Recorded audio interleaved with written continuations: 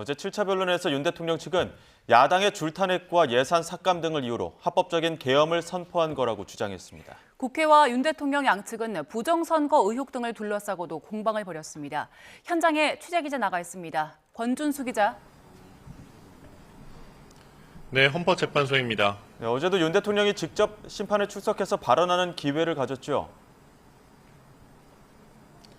그렇습니다. 윤 대통령은 국회 소추위원장이 줄탄핵과 예산입법 폭거가 국회 권한이라 했는데 계엄 선포와 후속 조치도 엄연히 헌법상 대통령의 권한이라고 목소리를 냈습니다.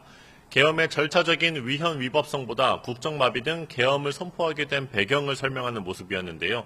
윤 대통령 측은 백종욱 전 국가정보원 3차장과 김용빈 중앙선거관리위원회 사무총장 증인신문에서 부정선거 의혹도 강조했습니다. 백 전 차장은 특히 중앙선관위 보안 점검 결과를 언급하면서 취약한 부분이 있다고 말했는데 다만 부정선거가 있었는지에 대해선 명확히 답변하지 않았습니다.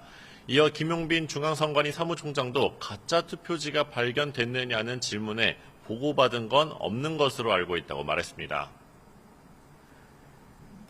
네, 그리고 이상민 전 장관 그동안 국회에서는 입을 굳게 닫아왔는데 어제는 적극적으로 증언을 했더라고요.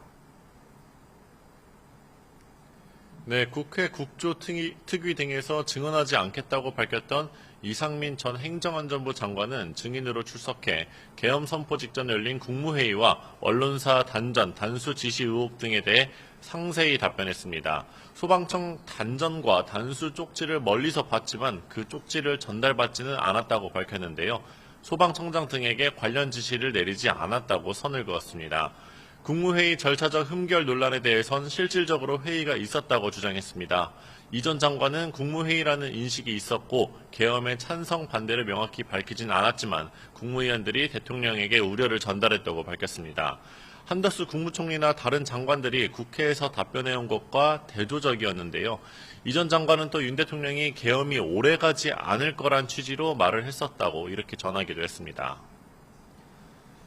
네, 오늘과 내일 헌법재판소 일정도 정리해 주시죠. 네, 내일은 윤 대통령 8차 변론기일이 잡혀 있습니다. 윤 대통령 이번에도 역시 직접 출석합니다. 내일 8차 변론기일엔 조태용 국정원장, 김봉식 전 서울경찰청장, 조성현 수도방위사령부 제1경비단장에 대한 증인신문이 예정돼 있습니다. 앞서 조지호 경찰청장에 대해서도 증인신문을 진행한다는 계획이었지만 건강상 사유로 헌재에 불출석 사유서를 제출했습니다. 내일은 국회의원 체포조 운영 의혹에 대해 조태용 국정원장 등을 상대로 집중 질의가 있을 것으로 보입니다.